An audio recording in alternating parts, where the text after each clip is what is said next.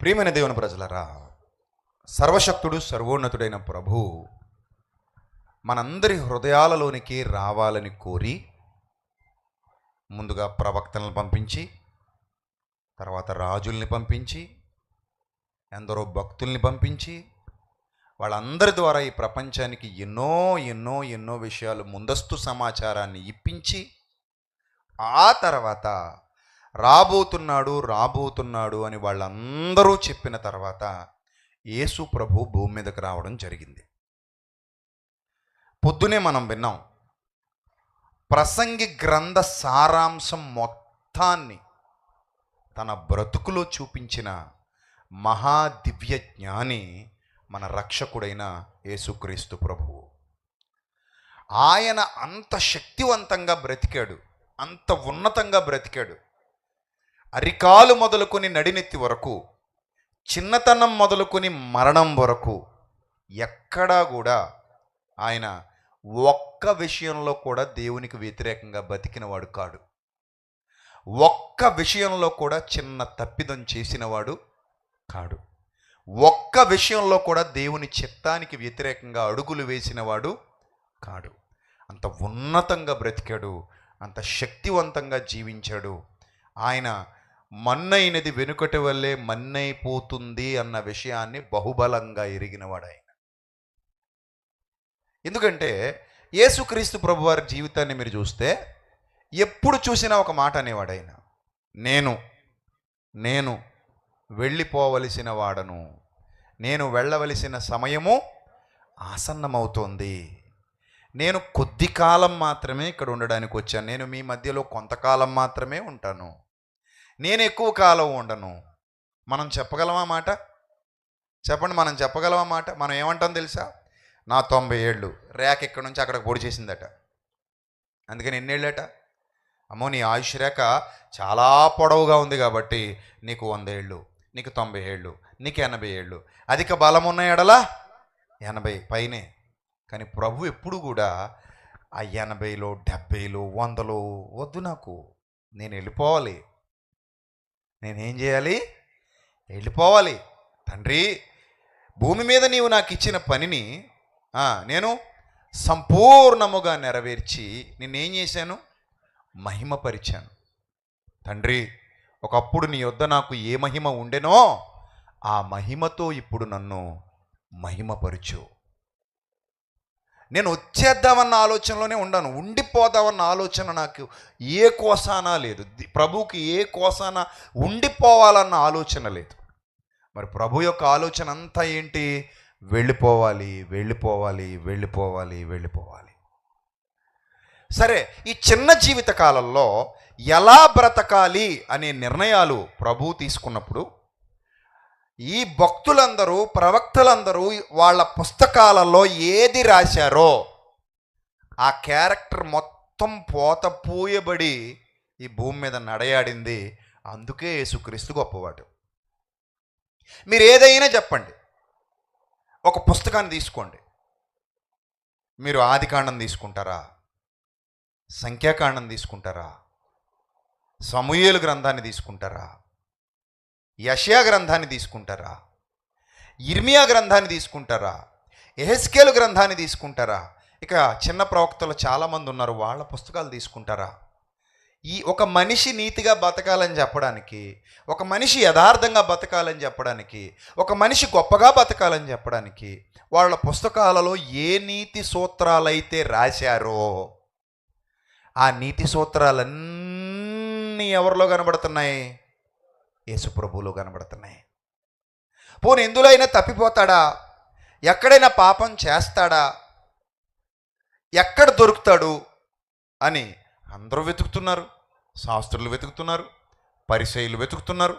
వీళ్ళందరికంటే ముఖ్యంగా వెతుకుతున్నాడు ఎవరో తెలుసా? సాతాను వెతుకుతున్నాడు. యేసు ప్రభు భూమి మీద ఉన్నంతకాలం సాతానికి ఒకటే గోలు. ఏంటా గోలు? ప్రభువును పడగొట్టాలి. ఒకసారి ఊహించుకోండి అమ్మా, మీ ఊహకు వదిలేస్తున్నాను. ప్రభు పడిపోతే సెమినార్ ఉందా? సువార్త ఉందా? మళ్ళీ ఇంకోటి వస్తాడా అలాంటోడు? ఎంత అసాధ్యం అన్న విషయం మీకు అర్థం కావాలి. రాత్రి ఆ పని ఇంకోటి చేయలేడు, అసలు అవ్వదు, అస్సలు అవ్వదు. ఇప్పుడు మీరు గుండెల మీద చేసుకు చెప్పండి, నేను దేనికి పడను. Anybody here? నేను దేనికి పడను, ఇంతవరకు పడలేదు. ఎవరైనా ఉన్నారు ఇక్కడ? నేను దేనికి పడను, ఇంతవరకు పడలేదు. ఎవరైనా ఉన్నారా? ఎవ్వరు లేరు. అందుకే అన్నాడు, నీతిమంతుడు లేడు, ఒక్కడు కూడా లేడు. అందరూ పాపము చేసి దేవుడు అనుగ్రహించే మహిమను పొందలేకపోయారు. ఒక్క వచనం జాగ్రత్తగా చూస్తే మనకు అర్థం అవుద్ది. మార్కు సువార్తలో మార్కు గారు ఒక విచిత్రమైన మాట రాశారు. చూడండి, మొదటి అధ్యాయము, మార్కు సువార్త మొదటి అధ్యాయము, మార్కు సువార్త మొదటి అధ్యాయము 12వ వచనం. వెంటనే పరిశుద్ధాత్మ ఆయనను అరణ్యములోనికి త్రోసికొని పోయెను. అంటే ఎంత అర్జెంటుగా తీసుకెళ్ళిపోయాడో పరిశుద్ధాత్ముడు ఆయన అరణ్యంలోకి. ఎందుకంత అర్జెంటుగా? జనాల్లోనా పని ఆయనకి అరణ్యంలోనా? చెప్పండి, మీరు చెప్పండి, మీరు చెప్పాలి నాకు. జనాల్లోనా పని, అరణ్యంలోనా? జనాల్లోనే కదా పని, మరి అరణ్యంలో పని ఏంటి? పరిశుద్ధాత్ముడు జనంలోకి తీసుకెళ్ళిపోయాడు, త్రోసుకెళ్ళిపోయాడు. అంత అర్జెంటుగా త్రోసుకెళ్ళిపోవడం ఏంటి అని అంటే, జనంలోకి తోసుకెళ్ళటం వేరు, అరణ్యంలోకి తోసుకెళ్ళటం వేరు. అరణ్యంలోకి ఎందుకు ప్రభు వెళ్ళాల్సి వచ్చిందో తెలుసా? సాతాను యోబుని అడిగినట్టే ప్రభువును కూడా అడిగాడు. మీకు అర్థమైందా? సాతాను ఎవరినైనా అడుగుతాడు. యోబుని అడిగాడా, అడగలేదా? అడిగాడు. నాకు ఇవ్వు, చూపిస్తాను నీ కొడుకు ప్రతాపం ఏంటో. నాకు ఇవ్వు, చూపిస్తాను. నీకు ఏంటో చూపిస్తాను. వాళ్ళ అసలు రూపం చూపిస్తాను, వాళ్ళ నిజస్వరూపం చూపిస్తాను. ఇక్కడ అందరు బాగానే ఉంటాం, కానీ మనకంటూ సీక్రెట్ లైఫ్ ఉంటుంది కదా, మనకంటూ పర్సనల్ లైఫ్ ఉంటుంది కదా, మనకంటూ రహస్య జీవితం ఉంటుంది కదా. అక్కడ ఎలా ఉంటామో అపవాదికి బాగా తెలుసు. మీకు విషయం చెప్పనా? సీక్రెట్ కెమెరాలు పెట్టుకుంటాం కదా మనం అందరూను, సీక్రెట్ కెమెరాలు. ఈ సీక్రెట్ కెమెరాలకు కూడా దొరకనివి ఎవరికి దొరుకుతాయి? అపవాదికి దొరుకుతాయి. ఏ అస్తమాను దేవుడేనేటి? ఆడేనా అంత తెంగరోడా? చెప్పండి, వాడికి తెలియదండి? అంత తెంగరోడు అనుకుంటున్నారా మీరు అపవాదిని? దేవునికే కాదు, నీ రహస్యాలు, నువ్వు రహస్య స్థలాలలో తిరుగుతున్నవి, నీ రహస్య ఆలోచనలు, నువ్వు ఏ కార్యాలలో అయితే నిమగ్నమయ్యావో, ఎలాంటి కార్యాలలో నిమగ్నమయ్యావో అన్నీ A to Z వాడికి తెలుస్తాయి. చూస్తాడు, వాడు నీతోనే ఉంటాడు. అవసరమైతే నీకు ఒక ఆలోచన కూడా అలా వేసిపోతుంటాడు, బిస్కెట్ వేసినట్టు. ఒక ఆలోచన ఇస్కరియోతు హృదయంలో వేసినట్టు నీ హృదయంలో కూడా అలా ఆలోచన వేసి వెళ్ళిపోతుంటాడు. యోబుని అడిగాడు, దేవుడు ఇచ్చాడు, నమ్మకంతో ఇచ్చాడు. యోబు గెలిచాడు. యోబు ఎలా అయితే గెలిచాడో యేసు ప్రభు అంతకంటే గొప్పగా గెలవాలి. ఎందుకంటే యోబు శరీర సంబంధంగా శోధింపబడ్డాడు. అంత శరీరం మీదే యోబు శోధనంతా దేని మీద? శరీరం మీద. కానీ యేసు ప్రభు శోధన శరీరం మీద కాదు, అన్ని విషయాల మీద ఒకటేసారి బాణాలు. ఇప్పుడు ఒక పక్క నుంచి మిసైల్ వస్తుంది అనుకోండి, ఎదుర్కోగలవాడు ఎదుర్కొంటాడు. 10 మంది శత్రువులు ముందు వస్తున్నారు అనుకోండి, ఎదుర్కోగలవాడు ఎదుర్కొంటాడు. మొత్తం అందరూ వచ్చి ఒకేసారి మీద పడిపోతే ఎదుర్కొనేవాడు ఎదుర్కోవడం కష్టం. త్రోసికొని పోతేనట అక్కడ ఏం జరిగిందో చూడండి. ఆయన సాతాను చేత శోధింపబడుచు అరణ్యములో 40 దినములు అడవి మృగములతో కూడా ఉండెను. మరియు దేవదూతలు ఆయనకు పరిచర్య చేయుచుండిరి. సాతాను చేత శోధింపబడుచు ఎన్ని రోజులు ఉన్నారట అక్కడ? ఎన్ని రోజులమ్మా? 40 days పాటు ఏం జరిగిందట? శోధన శోధన శోధన శోధన 40 రోజులు శోధనేనా? 40 రోజులు శోధనే. రాత్రి శోధన, పగలు శోధన. 40 రాత్రులు 40 పగళ్ళు శోధనలో ఉన్నాడు ఆయన. ఆ శోధనలో ఉన్నాడు ఆయన. శోధన అంటే మీరు అనుకునేరు అది కూడా ఒక పోటీ పరీక్ష లాంటిది. అపవాది పెట్టే పరీక్షలన్నీ గెలవాలి. వాడు వేసే అగ్ని బాణాలన్నీ ఆర్పాలి. వాడు చూపించే మాయల్లో పడిపోకుండా గడి దాటుకుంటూ ముందుకు వెళ్ళిపోవాలి. ఆ 40 రోజుల తర్వాత ఇంక యేసు ప్రభు వారి జీవితంలో ఏమి లేదు, శోధన లేదు. అంతేనా? లేదు. ఎక్కడుంది? ఎక్కడుంది? లూకా సువార్త 4వ అధ్యాయము 13వ వచనం. లూకా సువార్త 4వ అధ్యాయము 13వ వచనం జాగ్రత్తగా చూడాలి. ఏం రాయబడిందో అక్కడ? అపవాది ప్రతి శోధనను ముగించి కొంతకాలమే ఆయన వదిలిపోయిందట. ఎందుకు? సిరాకు వచ్చి రెస్ట్ తీసుకుని వెళ్ళొద్దాం, కొత్త పథకాలు ఏమైనా రచించొద్దాం. ఇన్ని బాణాలు వేసినా ఒక్క బాణం కూడా తగలలేదు, దొరకలేదు. సో కొత్తగా ఏదైనా ఆలోచించుకుని వద్దామని చెప్పి కొంతకాలమే వదిలిపోయాడట. అంటే మళ్ళీ వచ్చాడా? వచ్చాడు. యోహాను గారు అంటారు, నాయనా ఈ పుస్తకంలో రాయాల్సిన సంగతులు ఇంకా చాలానే ఉన్నాయి, అవన్నీ రాస్తే భూలోకమైనను సరిపోదు, అన్నున్నాయి. జరిగిన సంగతులు అన్నున్నాయి, కొన్నే రాయబడ్డాయి.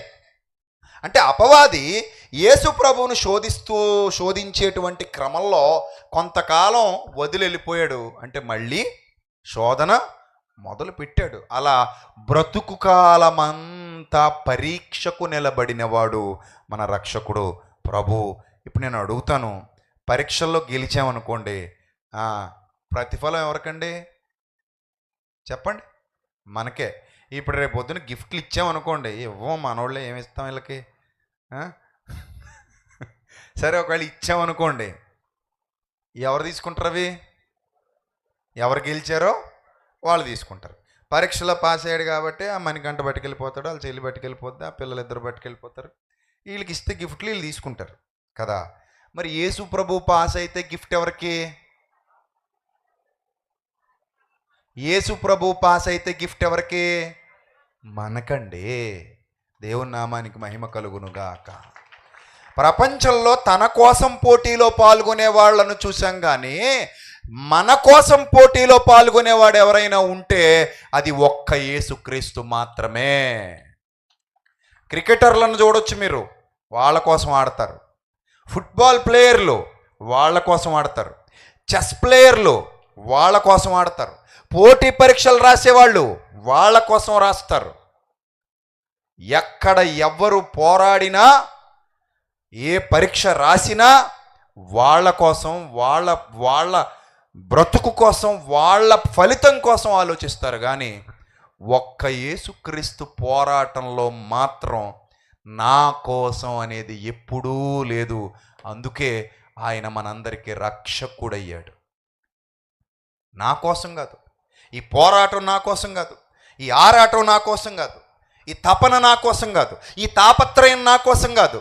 నేను ఇది చేస్తున్నది ఎట్టి పరిస్థితుల్లో నా కోసం అయితే కాదు. మరి ఎవరి కోసం ఇదంతా చేస్తున్నావు యేసుక్రీస్తు అంటే? చూడండి, హెబ్రీ పత్రికలో వ్రాయబడినటువంటి అద్భుతమైన మాట. హెబ్రీ పత్రికలో వ్రాయబడినటువంటి అద్భుతమైన మాట చూడండి. 2వ అధ్యాయము 12వ వచనం. హెబ్రీ పత్రిక 2వ అధ్యాయము 12వ వచనం.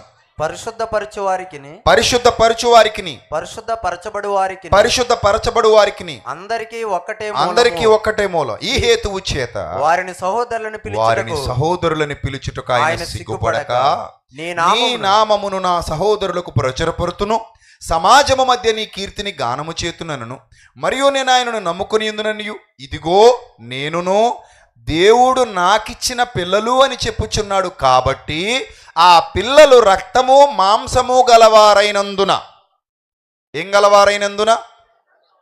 రక్త మాంసములు గలవారైనందున ఆ ప్రకారమే మరణము యొక్క బలము గలవానిని, అనగా అపవాదిని మరణము ద్వారా ఓడించుటకు. అదే రాయబడింది చూడండి అక్కడ. అపవాదిని మరణము ద్వారా నశింపజేయుటకు అనగా ఓడించుటకు జీవితకాలమంతయు మరణ భయము చేత దాస్యమునకు లోబడిన వారిని విడిపించుటకు. ఈరోజు 50 మంది బాప్తిసం పొందారండి, విడిపించబడ్డారని చెప్పాను నేను వాళ్ళతో, అప్పుడే చెప్పేశా. ఉన్నారా 50 మంది? ఇక్కడ లేచి నిలబడండి.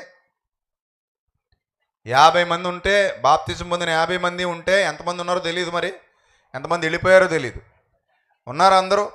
ఒక్కసారి వేదిక మీదకి వస్తారా ప్లీజ్? మీరే కదా ఈ కష్టానికి తగిన ప్రతిఫలం. మేము ఈ వ్యవసాయం చేస్తే 6 రోజుల పాటు ఈ వ్యవసాయం చేస్తే కష్టపడి శ్రమ పడితే ఇదిగో ఇది ప్రతిఫలం దక్కింది అని వచ్చిన అందరికీ చూపించడానికి ఎంతమంది ఉంటే అంతమంది రండి. 50 మంది లేకపోతే ఉన్నవాళ్ళు మాత్రం రండి వేదిక మీదకి. నేను చెప్పాను ఈరోజు వీళ్ళకి బాప్తిస్మం ఇస్తూ చెప్పాను, మీరు విడిపించబడ్డారు.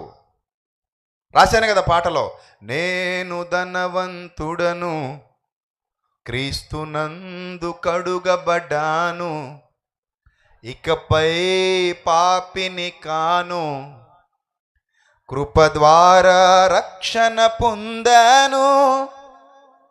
నేను ధనవంతుడను క్రీస్తునందు కడుగబడ్డాను, ఇకపై పాపిని కాను, కృప ద్వారా రక్షణ పొందాను.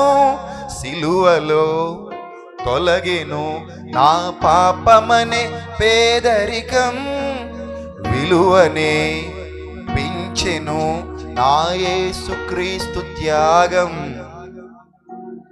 సిలువలో తొలగెను మీ పాపమనే పేదరికం, మీ విలువనే పెంచెను యేసుక్రీస్తు త్యాగం.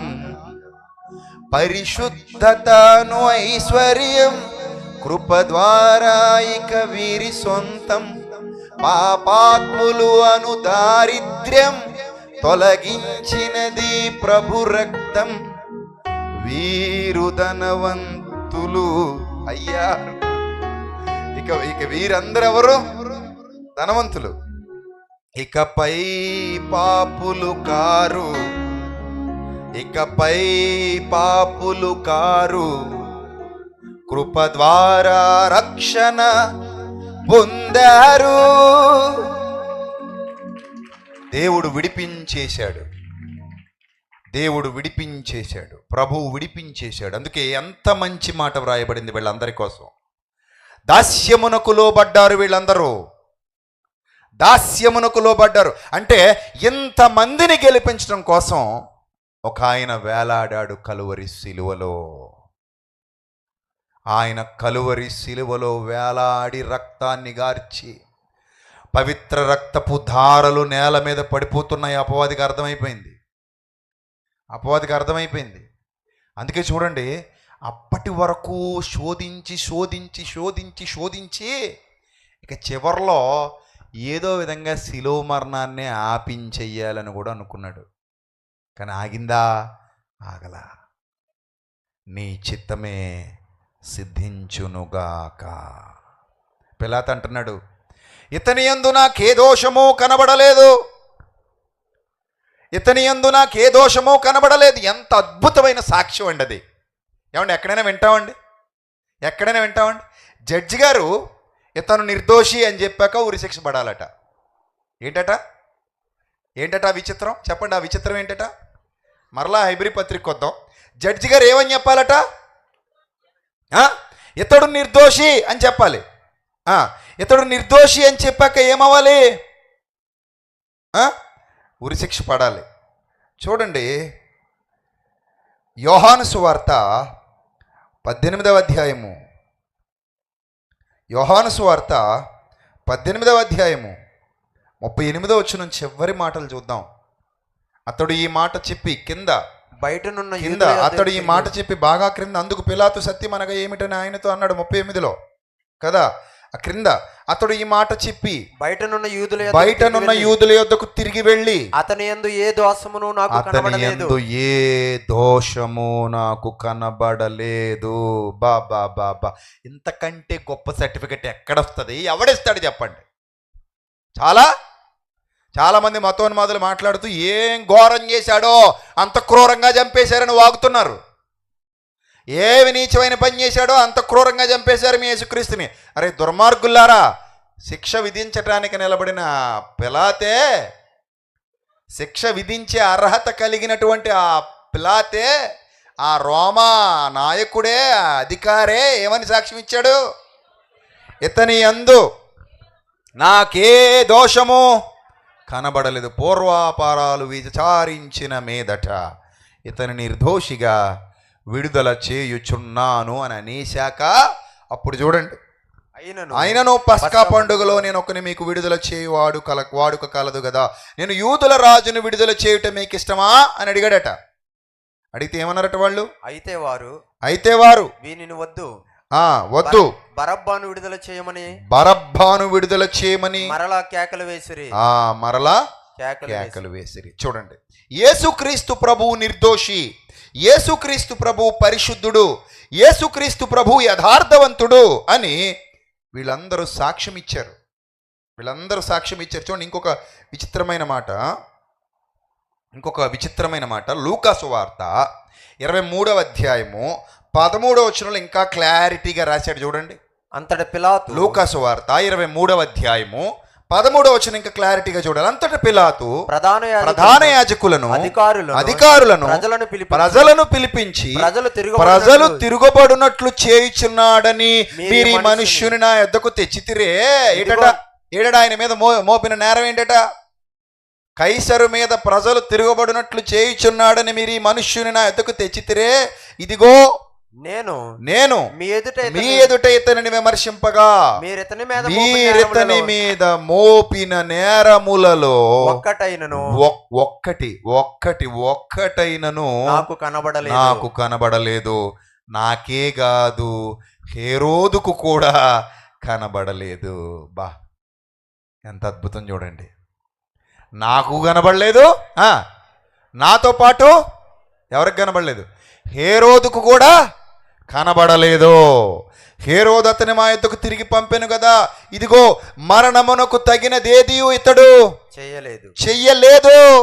కాబట్టి భూలోకపు చట్టాలలోనూ నిర్దోషి. బాగా అర్థం చేసుకోవాలి మీరు. భూలోకపు చట్టాలలో నిర్దోషి, పరలోకపు చట్టాలలో ఇంకా గొప్ప నిర్దోషి. అబ్బా, ఇంట గెలిచాడు, రచ్చ గెలిచాడు. ఎక్కడా గెలిచాడు, అక్కడా గెలిచాడు. ఎక్కడా ఓటమి లేని ధీరుడు నా యేసుక్రీస్తు, ఎక్కడా ఓడిపోని వీరుడు నా యేసుక్రీస్తు. అందుకే నేను నమ్ముకున్నాను, ధైర్యంగా చెప్తాను. ఈ ధైర్యం అందరికీ ఉండదు, చాలా కష్టం. అందుకే రమ్మంటే రాలేదు. వస్తే 26 మాట్లాడేట్టు ఆ 10లోనే బాంబులు, ఆటం బాంబులు, అణుబాంబులు అన్నీ పేలిపోతాయి. సిగ్గుతో తల దించేసుకోవాల్సి వస్తుంది. అలాంటివి ఉన్నాయి ఆ 10 బాంబులను. ఆ 10కి ఇంకొక 5 కలిపి 15 చేసామనుకోండి, 15 అయితే అణుబాంబులు కాదు, ఇంక మామూలుగా ఉండదు పరిస్థితి, ఎగిరిపోతాయి. అందుకే శుక్రవారం లేదన్నాడు, మంగళవారం బలం అన్నాడు. సో ఈ భూమి మీద లోకాధికారుల ముందు నిరూపించుకోండి, మీకు ఏమైనా దమ్ము ఉంటే అని నిలబడాలంటే ఎంత గట్స్ ఉండాలి. నాలో పాపం ఉన్నదని మీలో ఎవడు స్థాపించగలడు? ఎన్ని ప్రయత్నాలు ఎన్ని ప్రయత్నాలు చేశాడో అపవాది, తొక్కేద్దామని. దేవుడు ఒకనికి తోడై ఉంటే వాణ్ణి టచ్ చేయటం కూడా ఎవరి వల్ల కాదు. అలాంటిది దేవుని కుమారుడే భూమి మీద ఉంటే వాడి తరమా యేసుక్రీస్తుని పాపంలో పడేయడం? అస్సలు కాదు. చూడండి, హేరోదుకు కనబడలేదు, నాకు కనబడలేదు. ఎవడైనా మీ దగ్గర వాగితే ఏదో తప్పు చేశాడు కాబట్టే కదా శిలువ మీద చంపేశారు, అంత క్రూరమైన శిక్ష విధించారు, 3 మేకులు వేసేశారని పిచ్చి కోతలు కూసేవాడు ఎవడైనా మీకు కనబడితే ఈ వచనాలు పెట్టి కొట్టండి. ఏమని? అరే నాయనా సరిగా చదివిసావు. హేరోదుకి ఆయన మీద ఏ నేరమో కనబడలేదు, పిలాతుకి ఆయన మీద ఏ నేరమో కనబడలేదు. వాళ్ళే చెప్పారు, హేరోదు అతని మా యొద్దకు పంపిన కదా, ఇతడు మరణమునకు తగినదేదియు ఇతడు. ఇదిగో చదవండి 15వ వచనం, 3వ లైన్ 15వ వచనం చివరి మాట. ఇదిగో మరణమునకు తగినదేదియు ఇతడు చేయలేదు. కాబట్టి నేను ఇతను ఏదో చిన్న దెబ్బలు కొట్టేసి విడుదల చేసేయమంటావా అని అడిగితేనట, వారందరూ అన్నారట. 18వ వచనం చూడండి, వారందరూ వీనిని చంపివేసి. మరి ప్రవచనం నెరవేరాలి కదా, అన్యాయపు శిక్ష, అన్యాయపు తీర్పు పొందెనో. ఎప్పుడు చెప్పాడండి యెషయా? చెప్పాలి, మీరు ఎప్పుడు చెప్పాడు? 700 ఏళ్ల ముందు. That is Bible. ప్రపంచంలో ఏ పుస్తకం తెచ్చుకోండి, ఎలా ఉంటుందేమో చూపెట్టండి. That is Bible. 700 ఏళ్ల ముందు చెప్పాడు, అన్యాయపు తీర్పు పొందుతాడు ఒక ఆయన వస్తున్నాడని. అప్పటికి యేసుప్రభు పిక్చర్ కూడా ఎవరికి తెలియదు. అసలు ఆయన ఉనికిలో అప్పటికి భూమి మీద, ఆయన ఉనికే భూమి మీద ఇంకా లేదు. ఎక్కడ పుడతాడు? అప్పటికి మరియం పుట్ల, వాళ్ళ అమ్మమ్మ కూడా పుట్ల, యోసేపు పుట్ల, వాళ్ళ ముత్తాత కూడా పుట్ల. వాళ్ళు ఎవరూ లేనప్పుడు, అయ్యి బాబు ఇన్ని తరాలు అవ్వాలి, అన్ని తరాలు అయ్యాక ఆయన వస్తాడు. వచ్చాక ఇదే జరుగుద్దండి యెషయా గారు? ఎగ్జాక్ట్గా జరుగుద్దండి యెషయా గారు చెప్తే జరగదండి. యెషయా గారు చెప్తే జరగదు. దేవుడు యెషయాతో చెప్పిస్తే దాన్ని ఎవడ ఆపలేడు.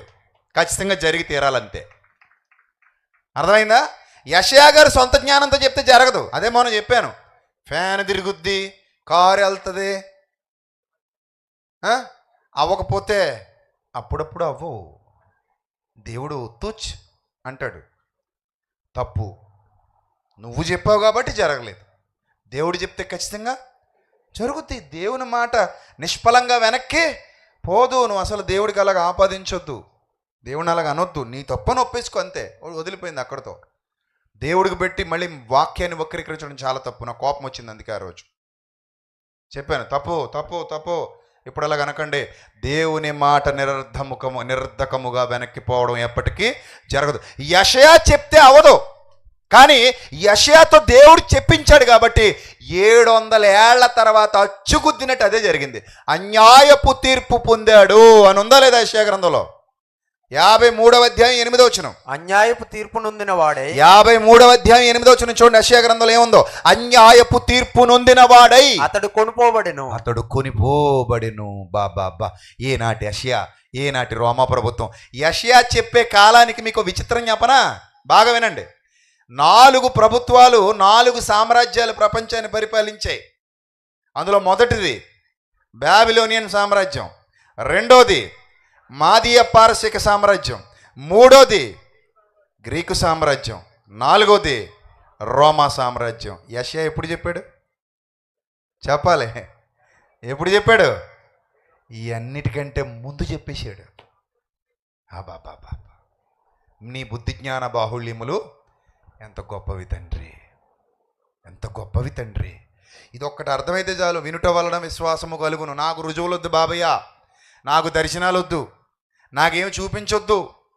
నాకు ఇది జరిగితే, ఇదిగో ఇది అర్థమైతే చాలు. నాకు ఇది అర్థమవునట్టు నా కన్నులు తెరువుము. నీ ధర్మశాస్త్రమందు వ్రాయబడిన లోతైన సంగతులు ఎరుగునట్లు నా కన్నులు తెరువు. అప్పుడు క్రీస్తు ప్రత్యక్షత నాకు స్పష్టంగా కనబడద్ది. ఆయన సొలొమోను కంటే గొప్పోడని, ప్రవక్తల కంటే గొప్పోడని, రాజుల కంటే గొప్పోడని, భూమి మీద పుట్టిన అన్ని నామముల కంటే పైనామము గలవాడని అర్థమవుతుంది. అందుకే ఆ మాట అన్నాడు, అన్ని నామముల కన్నా పైనామము యేసునామము, ఎన్ని తరములకైనా ఘనపరచదగినది క్రీస్తేసునామము అన్నాడు.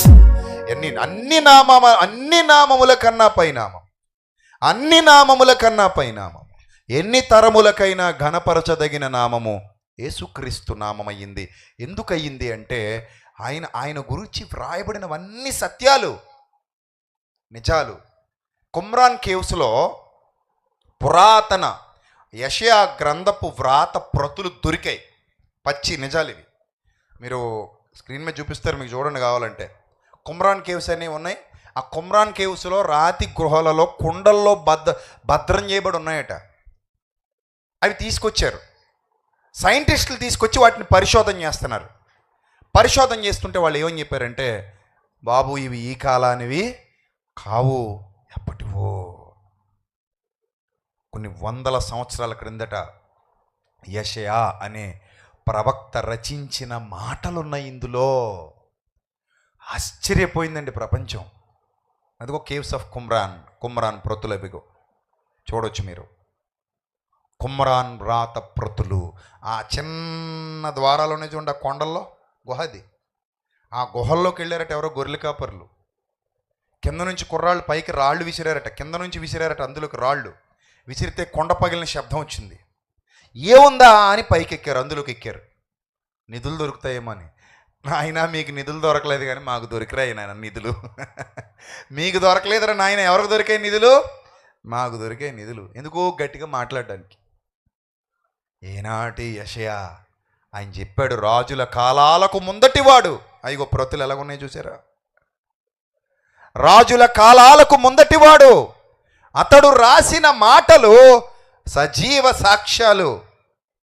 సజీవ సాక్ష్యాలు. ఈ సాక్ష్యాలు సాక్ష్యమిచ్చాయి. అతడు అన్యాయపు తీర్పు పొందినవాడై కొనిపోబడ్డాడు. ఎస్, హేరోదు ఒప్పుకోలేదు ఆయనలో దోషం ఉందంటే, పిలాతు ఒప్పుకోలేదు ఆయనలో దోషం ఉందంటే. ఏ దోషం లేని యేసుక్రీస్తు కలువరి సిలువలో వేలాడుతున్నాడు. ప్రియమైన దేవుని పిల్లలారా, బాగా ఆలోచించండి. రాత్రి బాగా ఆలోచించండి. ప్రపంచం ఎన్ని వాగినా బైబిల్ ఎప్పుడు సత్యమే. మూర్ఖులు ఎంత మాట్లాడినా బైబిల్ ఎప్పుడు సత్యమే. సత్యం బోధిస్తోంది బైబిలు. క్రీస్తును గూర్చి, సిలువను గూర్చి, ఆయన రక్తమును గూర్చి. ఆయన సిలువలో వేలాడుతున్నాడు.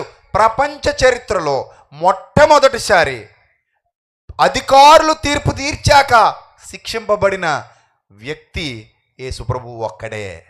ఇది విచిత్రం.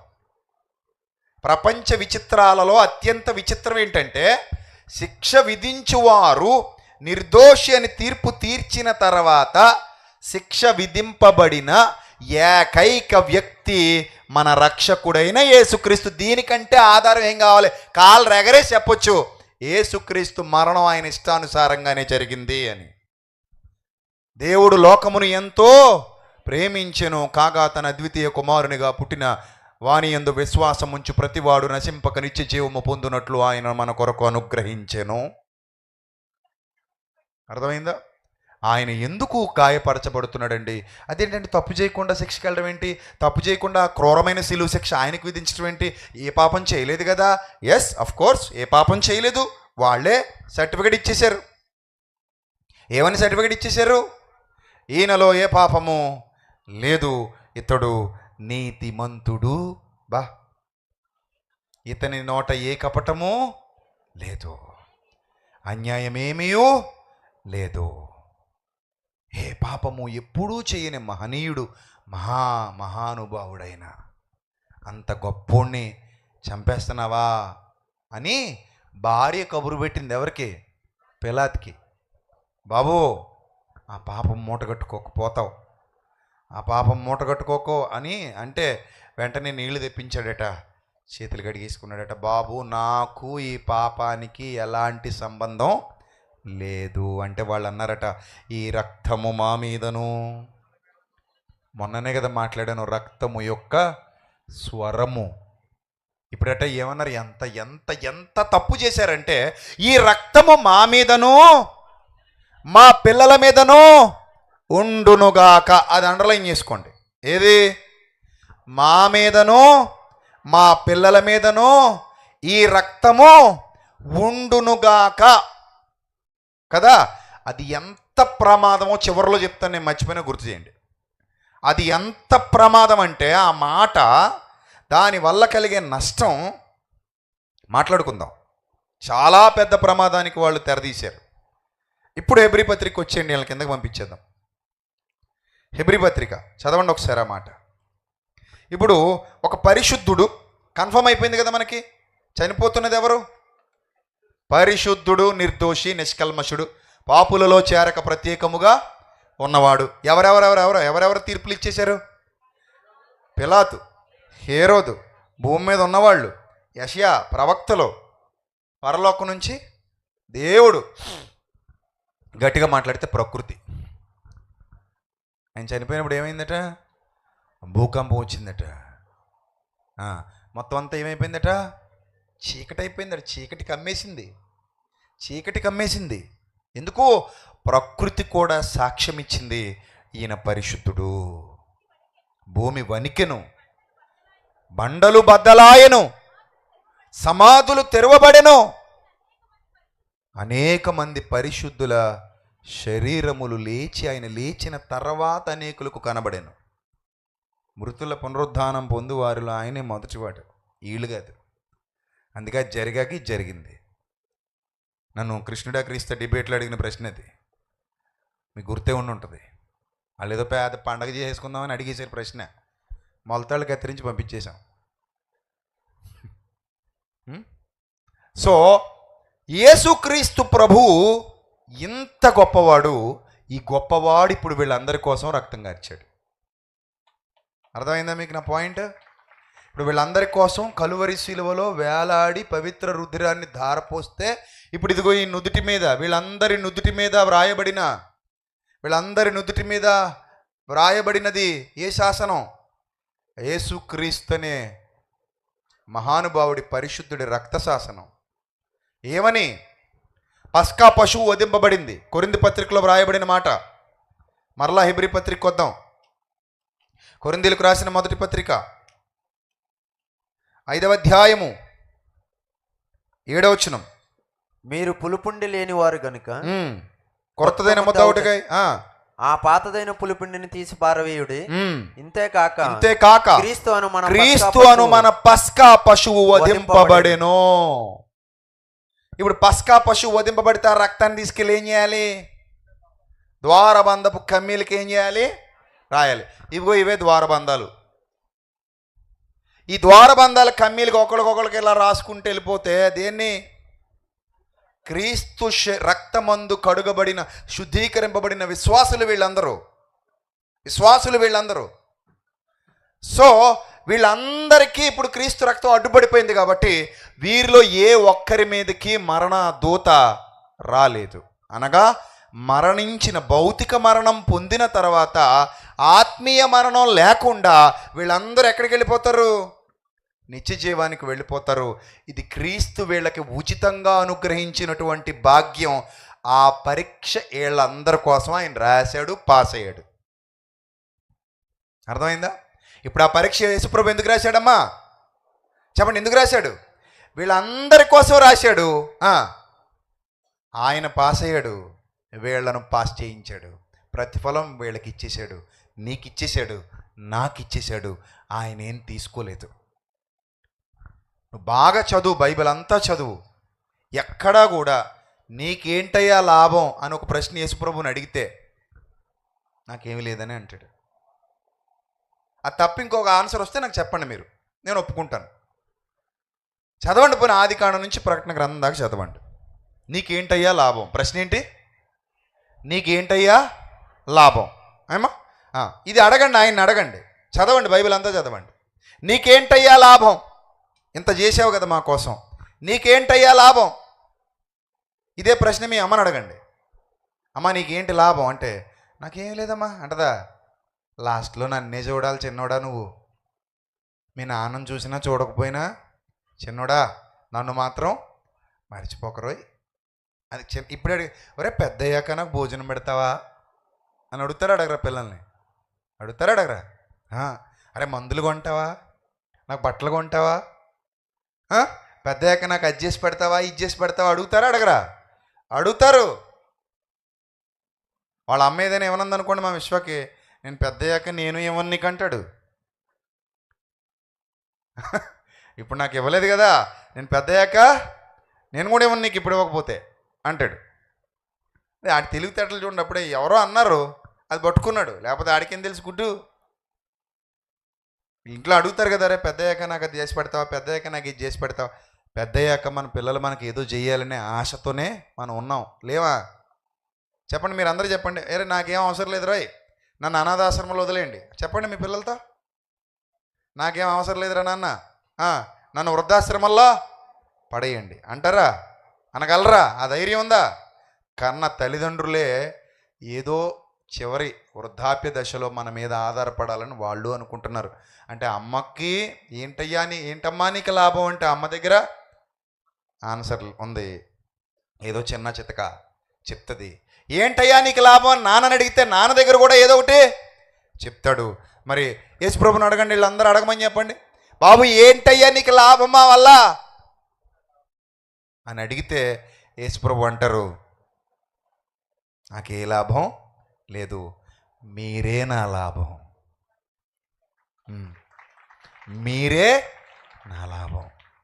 అందుకే మీకోసం చచ్చిపోయాను.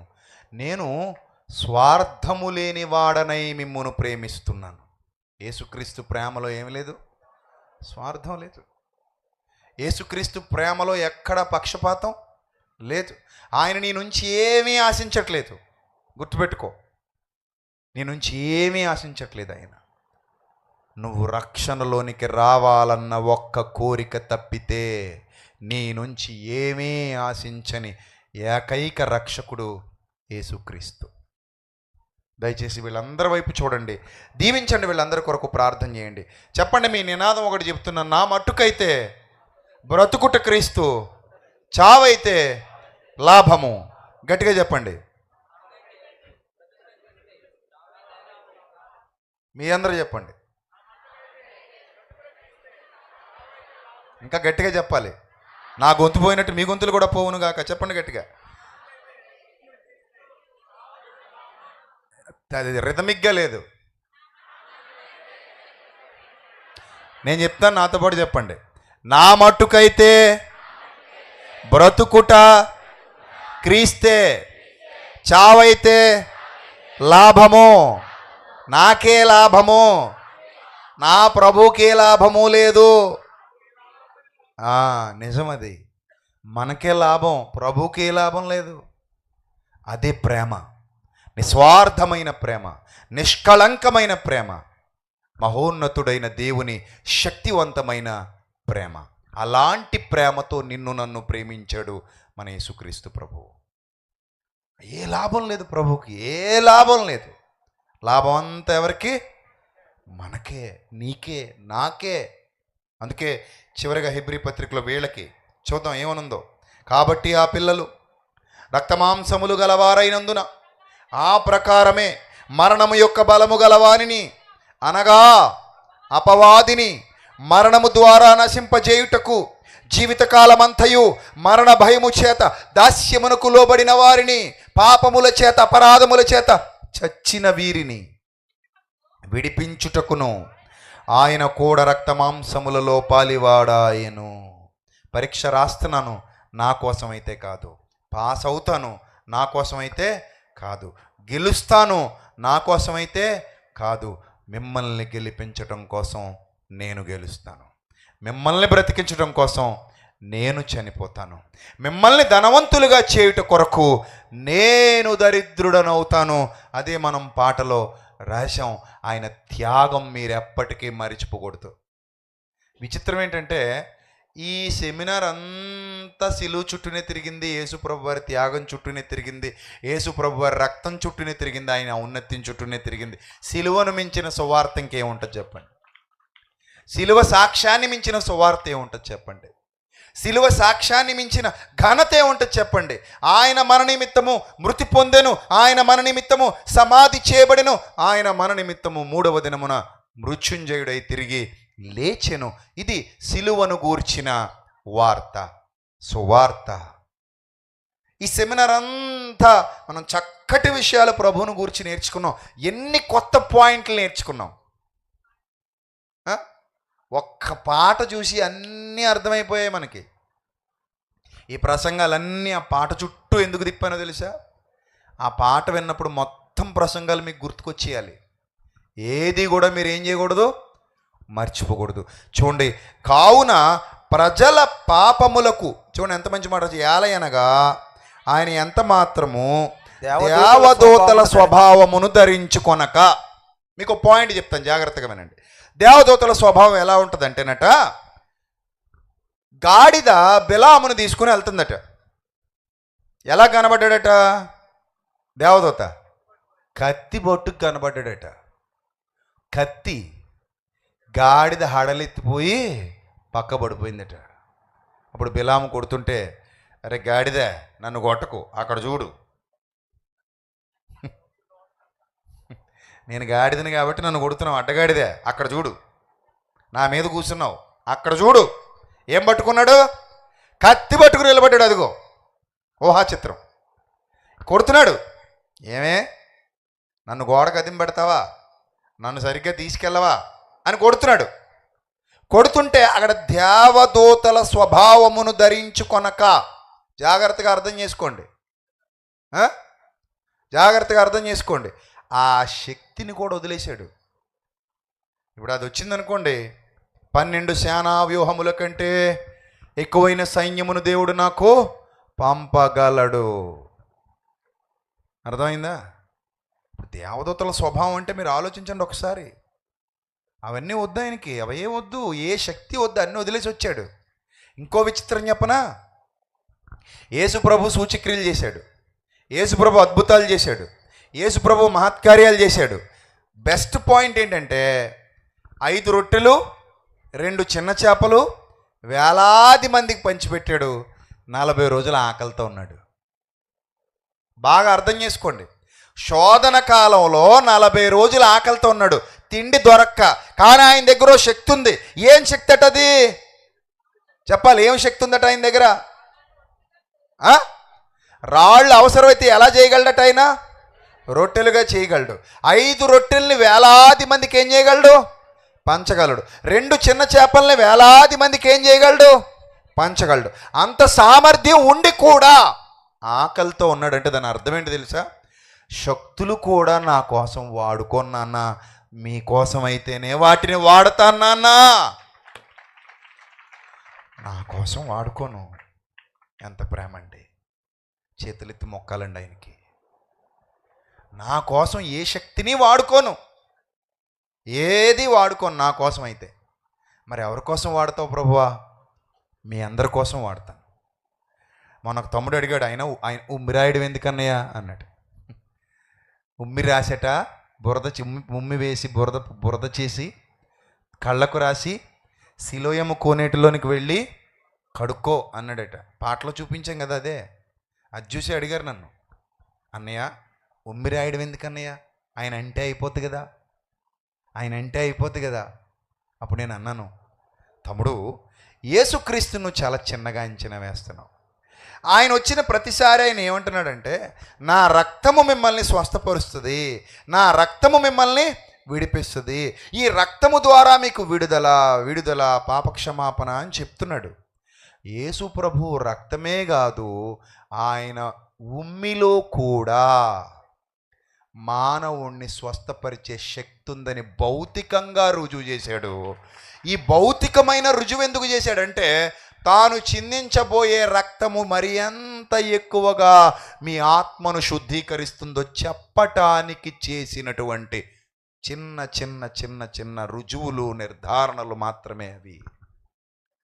యేసుప్రభు అంత శక్తిమంతుడు, కానీ ఏనాడు తన కొరకు దేన్ని వాడుకోలేదు, తన కొరకు దేన్ని వాడుకోలేదు. అన్నీ ఇదిగో ఏళ్ళ కోసమే, నీ కోసమే. వాక్యం విని మారు మనసు పొందారు. వీళ్ళని అడిగాను నేను ఒకసారి, ఎవరైనా మైక్ తీసుకుని నువ్వు రా కేరి, వాళ్ళ దగ్గరికి వెళ్ళి, ఏమ్మా మీ అందరిని ఇక్కడ వేదిక మీద అడుగుతున్నాను, బస్తీ మీ సవాల్ అన్నట్టు. ఏంటి మీ అందరూ మా దృష్టిలో యేసుక్రీస్తు మార్గంలో అడుగుపెట్టారు, కానీ లోకంలో ఉన్న చాలామంది మతోన్మాదుల దృష్టిలో మీరు మతం మారారు. నా పాయింట్ మీకు అర్థం కావాలి. మా అందరి దృష్టిలో మీరు యేసుక్రీస్తు అనే రక్షకుణ్ణి అంగీకరించి, ఆయనను మీ సొంత రక్షకుడిగా అంగీకరించి, ఆయన ద్వారా మీకు రక్షణ, పాపక్షమాపణ, విమోచన కలుగుతుందని సత్యవాక్యంలో వ్రాయబడి ఉన్న మాటలు నమ్మి మీరు మీ పాత రోత జీవితాన్ని విడిచిపెట్టి క్రొత్తగా జన్మించడానికి మీరు అందరూ ప్రభువులోకి వచ్చారు ఈ సెమినార్ ద్వారా.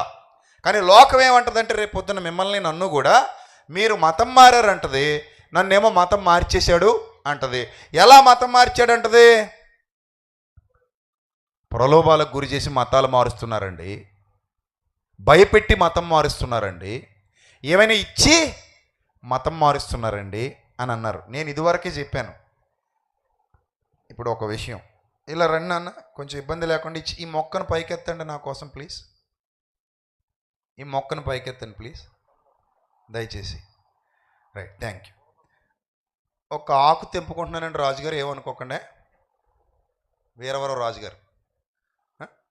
ఇది తినేయండి నాన్న, తీసుకుని తినేస్తారు. ఇది ఎంతమంది తినేయగలరు దీన్ని? ఈశ్వరత్నం తింటావా? వద్దా? తిను, పర్లేదు, తినగలవా? ఏమ్మా మీరు తింటారా? తినరు కదా. ఈ ఆకు తినడానికి వాళ్ళకి ఇష్టం లేదు. మీకు అర్థమైందా నా పాయింట్? నేను వాళ్ళ చేత ఈ ఆకుని ఏం చేయలేను, తినిపించలేను. అలాంటిది వాళ్ళ మతాలు నేను మార్చగలను నా పెండాకుడు?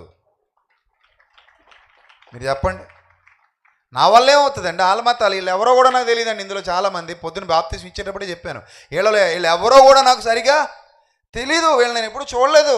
ఇందులో చాలామంది ఇది ఆ చివరి ఆవిడెవరో, ఈ అమ్మాయి ఎవరో, ఈ అమ్మాయి ఎవరో, ఈ అమ్మాయి ఎవరో, ఈ అమ్మాయి వీళ్ళు ఎవరో నాకు పెద్దగా తెలియదు. 4-5 తెలుసు అంతే. ఇందులో చాలామందిలో 4-5 తెలిసి నాకు వీళ్ళ ముఖాలు తప్ప మిగిలిన ఈ 50 మందిలో మిగిలిన వాళ్ళు ఎవరు నాకు తెలియదు. ఈరోజు బాప్తిస్మం ఒక 50 మంది దాకా పొందారు, నాకు తెలీదు. అయినా వాళ్ళు వచ్చారు. ఇప్పుడు మైక్ తీసుకెళ్తాడు విలియం కేరీ, వాళ్ళని అడుగుతున్నాను క్వశ్చన్స్, మీరు చెప్పాలి ఇప్పుడు సమాధానం. బాప్తిస్మం పొందిన వాళ్ళందరూ చెప్పాలి. మైక్ వాళ్ళ ముందు పెట్టు, మైక్ వాళ్ళ ముందు పెట్టు. ఏమయ్యా నిన్ను ఎవరు నేను ప్రలోభ పెట్టానా? లేదండి. లేదు. ఇది వరకు నీకు నాకు పరిచయం ఉందా? తెలియదండి. లేదు కదా. మీది ఏ ఊరు? మా జగ్గంపేట మండలం ఇరిపాకండి. ఓకే, చూడండి, అతను ఇరిపాకట, జగ్గంపేట మండలం అట. నాకు ఆయనకి ఏ పరిచయం లేదు. ఏమయ్యా నీ అంతటి నువ్వుగా బాప్తిస్మం తీసుకున్నావు? నేను ఏమైనా మతం మార్చేసాను నిన్ను? నా అంతటి నేనే తీసుకున్నాను. నిన్ను ఎవరన్నా నేను ప్రలోభ పెట్టలేదు. లేదు. ఇంకెవరన్నా ప్రలోభ పెట్టారా? ఎవరు లేదండి. నీకైనా డబ్బులు ఇచ్చారా బాప్తిస్మం పొందినందుకు? లేదు. రైట్. ఏమా మీ అందరి సాక్ష్యం కూడా ఇదేనా? మీకేమైనా స్పెషల్గా ఉందా? ఇంకోటి ఇదేనా? కొంచెం గట్టిగా చెప్పండి. మైక్ ఆయన పట్టుకొస్తాడు మీ దగ్గరికి, విలియం గారు. చెప్పండి, మైక్ అటు ముందు పెట్టు, వాళ్ళ ముందు పెట్టు. చెప్పండి తమ్ముళ్ళు, ఇది మీ అందరి సాక్ష్యం ఇదేనా? ఇదేనండి. మీ అందరూ ఇష్టపడే తీసుకున్నారు. చెల్లెమ్మలు మీరు చెప్పండి, అటు అటు తీసుకెళ్ళి. ఏమ్మా మీరు చెప్పండి. ఇష్టపడి తీసుకున్నారు. మీది ఏ ఊరు తల్లి? కర్నూలు. ఆదోని. కర్నూలు అన్నయ్య. కర్నూలు. ఓకే, కర్నూలు సిటీనా? లేదు, పల్లెటూరు అన్నయ్య. ఎక్కడ? దొడ్డి బెలగల్ నుంచి వచ్చారా? Very good. సో చూడండి, వీళ్ళు ఎక్కడెక్కడ వాళ్ళో వీళ్ళు నాకు సరిగా తెలీదు. వీళ్ళందరూ చెప్తున్నటువంటి సాక్ష్యం, మేము మా అంతట మేముగా కావాలని మా దృష్టిలో యేసుక్రీస్తునందు విశ్వాసం ఉంచారు, వాళ్ళ దృష్టిలో మతం మారారు. ఏమా? వాళ్ళ దృష్టిలో మతం మారారు, మన దృష్టిలో, వీళ్ళందరి దృష్టిలో యేసు ప్రభు అనే రక్షకుణ్ణి విశ్వసించి క్రొత్త జీవితాన్ని పొందారు. తమ పూర్వ పాపాలన్నీ యేసునందు విశ్వాసం ఉంచి కడుకేసుకున్నారు ఆయన పవిత్ర రుధిర ధారల ద్వారా. అర్థమైందా? అది జరిగింది ఇక్కడ. You can go please. So ఇంత గొప్ప సాక్ష్యం ఇచ్చినందుకు గాడ్ బ్లెస్ యూ అమ్మా. దేవుడు మిమ్మల్ని మీ కుటుంబాన్ని దీవించును గాక. చివరి వరకు నమ్మకంగా ప్రభువులో బతకండి. చివరి వరకు నమ్మకంగా ప్రభు కొరకు బతకండి మీరందరూ. రైట్. ఈ ఆత్మలన్నిటినీ సంపాదించుటకు ఈ సెమినార్ కొరకు కష్టపడిన మీ అందరికీ ఈ గొప్పదైన ఆశీర్వాదంలో వాటా లభించునుగాక.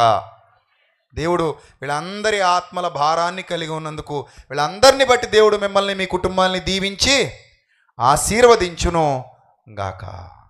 ఆమేన్. సో ఇంత గొప్ప భాగ్యము దేవుడు మనందరికీ దయచేశాడు. అందుకే చివరిగా నేను నా మాటల ముగింపులోనికి వెళ్ళబోతున్నాను, దయచేసి శ్రద్ధగా వినండి. యేసుక్రీస్తు ప్రభువు ఇంత గొప్ప రక్షణను శరీరమునకు కలుగజేశాడని భ్రమపడకండి. దేనికి కలుగజేశాడు?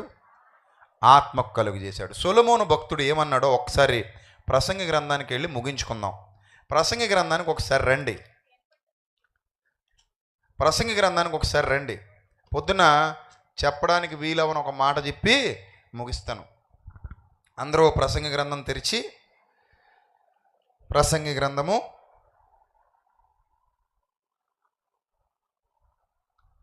9వ అధ్యాయము 11-12 వచనాలు. మరియు నేను ఆలోచింపగా మరియు నేను ఆలోచింపగా సూర్యుని క్రింద జరుగుచున్నది నాకు తెలియబడెను. సూర్యుని క్రింద జరుగుచున్నది దేవుడు అతనికి తెలియజేశాడట. వడిగలవారు వడిగలవారు పరుగులో గెలవరు. పరుగులో గెలవరట.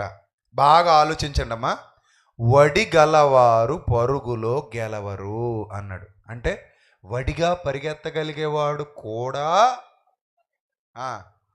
ఏమవడట? పరుగులో గెలవడట. మంచి రన్నరట, కానీ పరుగులో ఓడిపోతాడట. తర్వాత బలము గలవారు బలం ఉంటుందట, కానీ యుద్ధంలో విజయం రాదట. విజయమందరు. బలం ఉందట, కానీ ఏం రాలేదట? యుద్ధంలో విజయం రాలేదట. నెక్స్ట్, జ్ఞానము గలవారికి జ్ఞానము గలవారికి అన్నము దొరకదు. ఇది ఎక్కడ విచిత్రం అండి. జ్ఞానం ఉందట, కానీ ఏం దొరకలేదట? అన్నం దొరకలేదట. తర్వాత బుద్ధిమంతులగుట వలన బుద్ధిమంతులగుట వలన ఐశ్వర్యము కలగదు. ఐశ్వర్యము కలగదు. తెలివి గలవారికి తెలివి గలవారికి అనుగ్రహము దొరకదు. అనుగ్రహము దొరకదు. ఇవన్నీ ఇవన్నీ అదృష్టవశము చేతనే అదృష్టవశము చేతనే కాలవశము చేతనే కాలవశము చేతనే అందరికీ కలుగుచున్నవి. అందరికీ కలుగుచున్నవి అన్నాడు. బాగా అర్థం చేసుకోండి ఈ పాయింట్. అదృష్టవశము చేతనే కాలవశము చేతనే అందరికీ కలుగుచున్నవి. అంటే ఈ రోజు నువ్వేదైతే కలిగి ఉన్నావో అది నీ గొప్పతనం వల్ల కలిగి ఉన్నావు అనుకుంటే పొరపాటు అనేది సూర్యుని క్రింద గ్రహించాడట. ఎవరు? సొలొమోను గారు. ఎందుకో చెప్తాను. ఇప్పుడు వడిగలవాడు పరుగులో విజయం సాధించడు అన్నాడు కదా.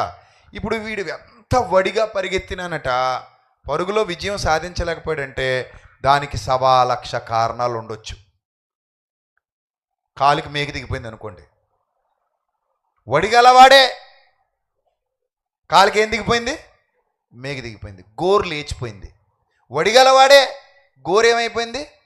అక్కడ రాయి ఉంది, చూసుకోలేదు, తన్నేశాడు. గోరేమైపోయింది? లేచిపోయింది. వడిగలవాడే, కానీ గోరు లేచిపోయింది. ఇప్పుడు పరుగులో గెలుస్తాడా?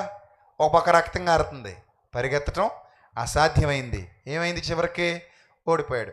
అంటే ఇప్పుడు అతను ఓడిపోవటానికి కారణం ఏంటి చెప్పండి? కాలం సహకరించలేదు. ఏమవ్వలేదు? కాలం సహకరించలేదు.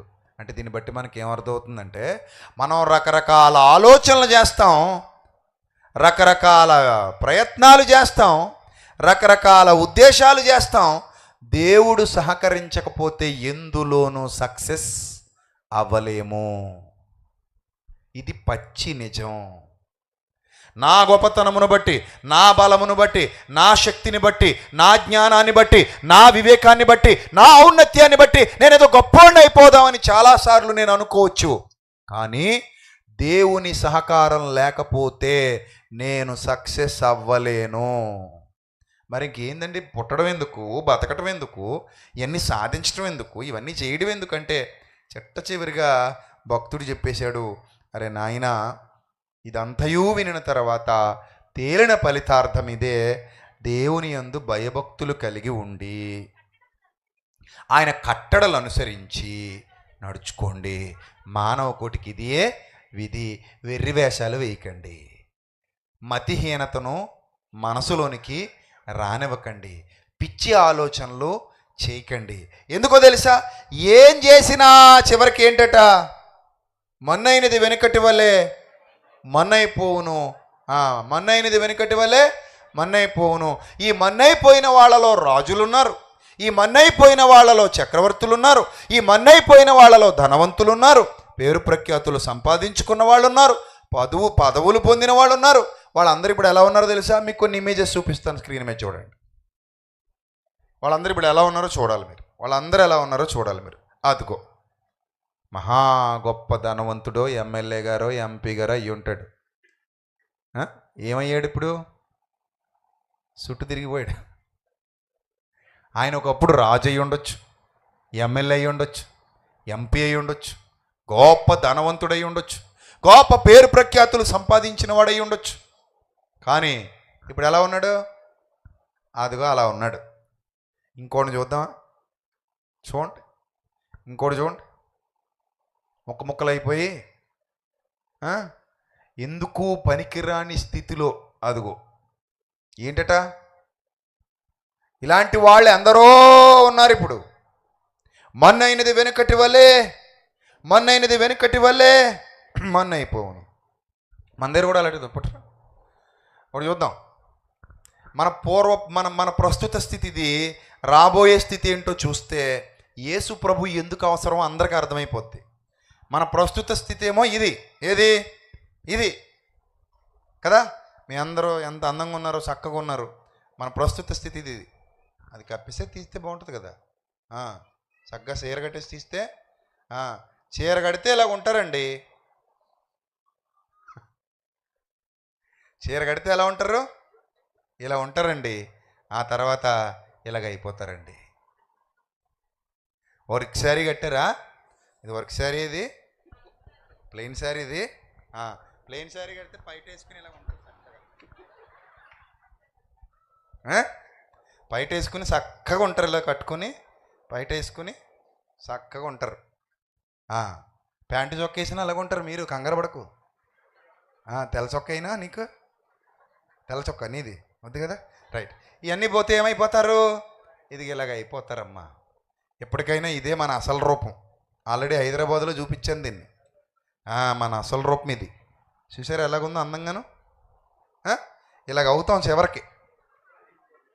అదిగో అలాగే ఊడిపోద్ది. నిజమే, అది ఉంటవే ఎడుతాయి. ఇవి ఉండవు. ఇలాగే అయిపోతే చివరికి అన్నీ పోగేసుకునే పైకి ఏం చేస్తావు? అలా పట్టుపో అంతే. చివరికి మిగిలేదేది ఇదే. దీనికోసం సొలొమోను గారు అంత తపన పడ్డా. అది అర్థమయ్యి అన్నాడు, వ్యర్థం అన్నాడు. అర్థమయ్యాక ఏమన్నాడు? వ్యర్థం అన్నాడు. వ్యర్థం అన్నది అర్థమైందనమాట. చూడండి ఒకసారి ఫోటో తీసుకుంటారు. ఇటు చక్కగా తీసుకుంటారా? ఇది మీ ఒరిజినల్ ఫోటో. అప్పుడప్పుడు హాస్పిటల్కి వెళ్తే డాక్టర్ గారు అంటారు, ఏమంటారు? ఫోటో తీయించుకోమా అంటారు. ఏం ఫోటో అది? కలర్ ఫోటో కాదు. ఏం ఫోటో అది? ఎక్స్రే అనే ఫోటో. ఆ ఎక్స్రే దీనికే తెస్తారు. ఇదే కనబడుద్ది అందులో. Original photo కనబడుద్ది. సో మన అందరి జీవితం ఇక్కడికి వెళ్ళిపోబోతుంది త్వరలో. నేను కూడా ఇలాగే అయిపోతాను ఏదో రోజు. This is my photo also. నేను కూడా ఇలాగే అయిపోతాను ఏదో రోజు. ఇలా అయిపోయే స్థితికి గట్టిగా పట్టుకో, పోతున్నాయి మొత్తం. ఇలా అయిపోయే స్థితికి వెళ్ళిపోయే మనిషికి కావాల్సింది ఏంటి అని పరిశోధన చేశాడు. ఎవరో? సొలొమోను భక్తుడు. సొలొమోను పరిశోధన అంతా దీని మీదే సాగింది. మర్చిపోకండి. ప్రసంగ గ్రంథం ఇంటికి వెళ్ళాక మళ్ళీ చదవండి. సొలొమోను పరిశోధన అంతా దీని మీద సాగితే చివరికి సొలొమోను కనిపెట్టింది ఏంటంటే, నాయన యేసు ప్రభువు లేకుండా తీర్పులో నుండి తప్పించుకోలేమని చెప్పి చచ్చిపోయాడు ఆయన. చిట్ట చివరికి ఆయన చెప్పింది అదే. యేసుక్రీస్తు లేకుండా తీర్పులో నుండి ఎవ్వడూ తప్పించుకోలేడు. తీర్పు నుండి విడిపించేవాడు యేసుక్రీస్తు ఒక్కడే. ఆయన ద్వారానే మనము మరణములో నుండి జీవములోనికి దాటిపోగలము. ఈ స్థితిలో ఉన్నంత వరకు నీ కన్ను మిన్ను కానక ఉంటే ఆ స్థితికి వెళ్ళేసరికి అర్ధాంతరంగా నాశనం అయిపోతావు. ఎందుకంటే ఇది ఎప్పటికైనా తప్పదు. నీకు తప్పదు, నాకు తప్పదు. This is our originality. అర్థమైందా? ఇప్పుడు మనం ఎవరినైనా ఇలా పట్టుకుని ఐ లవ్ యూ అన్నాం అనుకోండి, దీన్ని అన్నట్టే. నిజం కాదా చెప్పండి? నిన్ను ఎవరో ఐ లవ్ యూ అన్నారు. దేన్ని అన్నారు? దీని మీద ఉన్నదాన్ని అన్నారు. దీని మీద ఉన్నది పోతే లోపల ఉన్నది ఏంటి? ఇదే కదా. అంటే దేన్ని అన్నట్టు? దీన్ని కూడా ఇంక్లూడింగ్ మీ అంటది ఇది. ఏయ్, నేను లేకుండా నువ్వెక్కడున్నావు? ఇది పునాది కదా. సో దీన్ని కూడా కలిపి ఏం చెప్పినట్టు నీకు? ఐ లవ్ యూ అన్నట్టు. దీనికి ఎవడు ఐ లవ్ యూ చెప్తాడండి అనుకుంటున్నారా? చెక్కెత్తే మీరు కూడా ఇలాగే ఉంటారు కదా. మన్నైనది వెనుకటి వలె మన్నైపోవును. ఏమా ఎడమా బాగున్నారా? బాగాలేదా? వస్తారా నా దగ్గరికి? రారా అని అడుగుతుంది ఇది. అప్పుడు ఏం చెప్పాలి? వస్తాం, యూఆర్ రెడీ, మేము కూడా వస్తాం. ఓకే, అలాగే ఐఎమ్ వెయిటింగ్. సో ఈ స్థితిని ముందుగా ఎరిగినటువంటి సొలొమోను భక్తుడు క్రీస్తును గూర్చి తెలియజేస్తూ తీర్పు దినం రాబోతుంది, జాగ్రత్తగా ఉండండి. ఆ గూఢమైన ప్రతి అంశమును గూర్చి దేవుడు విమర్శ చేయనప్పుడు నీ బలమును బట్టో నీ శక్తిని బట్టో ఏదో గొప్పోడినైపోదాం అనుకుంటున్నావేమో, ఏదో ఒక రోజు ఆ గొప్పతనం మాయమైపోతుంది. మన్నైనది వెనుకటి వలె మన్నైపోవును. ఆత్మదాని దయచేసిన దేవుని యొద్దకు మరలా పోవును. మరలా పోవును అంటే ఒకసారి చెప్పండి, నేను కూడా దేవుని సన్నిధికి వెళ్ళిపోతాను. కాబట్టి భయంకరమైన పరిస్థితిలో దిగజారిపోకుండా క్రీస్తు ద్వారా వచ్చిన రక్షణను కాపాడుకుంటూ ఈ లోకాన్ని విడిచిపెట్టి వెళ్ళిపోవాలి. లేదు, ఫైనల్గా ఒక మాట చెప్తున్నాను, ముగింపు ప్రార్థన చేసుకుందాం.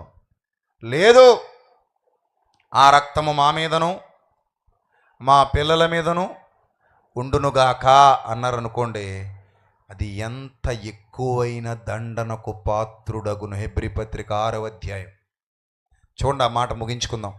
హెబ్రీ పత్రిక 6వ అధ్యాయం, హెబ్రీ పత్రిక 6వ అధ్యాయం, క్షమించండి 10వ అధ్యాయం చూద్దాం. 10వ అధ్యాయం 29వ వచనం. హెబ్రీ పత్రిక 10వ అధ్యాయం 29వ వచనం.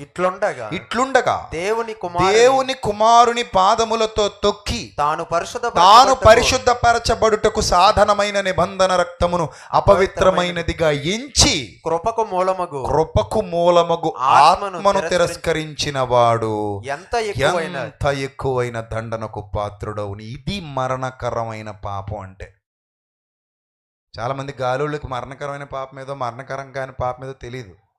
ఆ గాలోళ్ళు కూడా వాక్యాలు చెప్పేస్తుంటారు. ధూళి కొట్టుపోతారు వాళ్ళు, ధూళి. సో చూడండి, వాళ్ళు మరణకరమైన పాపము అనగానే ప్రభువు క్షమించటానికి వీలు లేని పాపం అట. ఏంటది? ప్రభువు క్షమించటానికి వీలు లేని పాపం. దావీదు బత్షెబాతో వ్యభిచారం చేశాడు, దేవుడు క్షమించాడా లేదా? దావీదు నరహత్య చేశాడు, మారు మనసు పొందితే క్షమించాడా లేదా? క్షమించాడా? ఇలాంటి ఘోరమైన పాపాలను కూడా ప్రభు క్షమించాడు. అవి మరి మరణకరమైనవా మరణకరం కానివా? క్షమించబడ్డాయంటే క్షమించబడేవన్నీ మరణకరము కానివే. అవి కాదు మరణకరమైన పాపాలంటే. అందుకే అంటాను, బుర్తకోళ్ళందరూ వాక్యాలు చెప్పకూడదని. సో మారు మనస్సు పొందితే ఏ పాపం క్షమించబడుతోందో అది మరణకరము కాని పాపం. మారు మనస్సు పొందే అవకాశం కూడా లేని పాపం ఏదైతే ఉందో అది మరణకరమైన పాపం. అందులో ఇది ఒకటి, పరిశుద్ధాత్మ విషయమై దోషణ ఒకటి. తర్వాత ఇదిగో చూడండి, ఇట్లుండగా దేవుని కుమారుని పాదములతో తొక్కి తాను పరిశుద్ధపరచబడుటకు సాధనమైన నిబంధన రక్తము అపవిత్రమైనదిగా ఎంచి కృపకు మూలమగు ఆత్మను తిరస్కరించిన వాడు ఎంత ఎక్కువైన దండనకు పాత్రుడుగా ఎంచబడునని మీకు తోచును. ఇప్పుడు చూడండి, ఆ రక్తము మా మీదను మా పిల్లల మీదను ఉండునుగాక. ఎంత ఎక్కువైన దండనది, ఎంత ఎక్కువైన దండన. అందుకే యేసుక్రీస్తు రక్తాన్ని అపవిత్రమైనదిగా ఎంచకండి. ఆయన పరిశుద్ధుడు, మిమ్మల్ని పరిశుద్ధులుగా చేశాడు. ఆ పవిత్రతను పరిశుద్ధతను కడవరకు కాపాడుకోండి. సిలువ వేయబడిన వాడై క్రీస్తు మీ కన్నుల ఎదుట ప్రదర్శింపబడిను కదా, క్రీస్తు మీ కన్నుల ఎదుట ప్రదర్శింపబడిను కదా.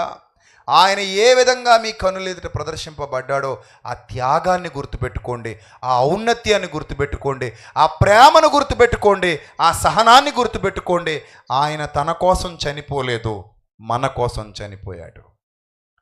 ఆయన తన కోసం బాధ అనుభవించలేదు, మన కోసం బాధ అనుభవించాడు. ఆయన తన కోసం ఈ లోకానికి రాలేదు, అసలు ఆయన ఈ లోకానికి రావాల్సిన అవసరతే లేదు. ఎందుకంటే పరలోకమందు తండ్రితో పాటు ఉన్నత సింహాసనాన్ని అధిరోహించినటువంటి మహాశక్తి సంపన్నుడు విడిచిపెట్టకూడని భాగ్యమని ఎంచుకొనలేదు. రిక్తుడిగా తనను తాను చేసుకుని లోకంలో అడుగుపెట్టాడు. అదే మీరు పాటలో విన్నారు. చివరిగా వెళ్ళిపోయే ముందు ఒకసారి యేసు ప్రభు వారిని తలుచుకొని ఆ పాట ఒకసారి మరలా జ్ఞప్తికి తెచ్చుకొని ఆయనను స్తుతిస్తూ మహిమపరుస్తూ ఈ ప్రాంగణాన్ని విడిచిపెట్టి వెళ్ళిపోదాం. నా పాపాన్ని తొలగించిన నా యేసుక్రీస్తు ప్రభువుకి కృతజ్ఞతాస్తుతులు చెల్లిస్తున్నాను. నా దేవునిని మహిమపరుస్తున్నాను, నా ప్రభువును మహిమపరుస్తున్నాను. చెప్పండి, ఎప్పటికీ నా రక్షణను పాడు చేసుకోను. గట్టిగా చెప్పాలి, ఎప్పటికీ నా రక్షణను పాడు చేసుకోను. ఈ శరీరము నాకు శాశ్వతమైనది కాదు. ఏదో ఒక రోజు నేను మన్నైపోతాను. మన్నైపోయిన నన్ను మట్టికి అప్పగిస్తారు. ఆత్మగా నేను దేవుని సన్నిధికి వెళ్ళవలసిన వాడను, వెళ్ళవలసిన దానను. నేను దేవుని యందు భయభక్తులు కలిగి ఈ మిగిలిన జీవితకాలమంతా ఆయన సన్నిధిలో గడుపుతాను. ఆయన యందు భక్తి నిలుపుతాను.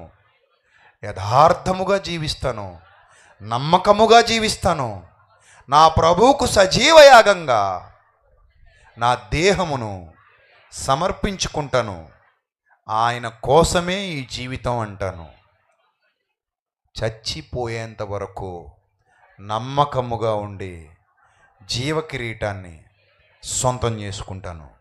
దేవుడట్టి ధన్యత మీ అందరి కుటుంబములకు, మీ అందరికీ అనుగ్రహించునుగాక.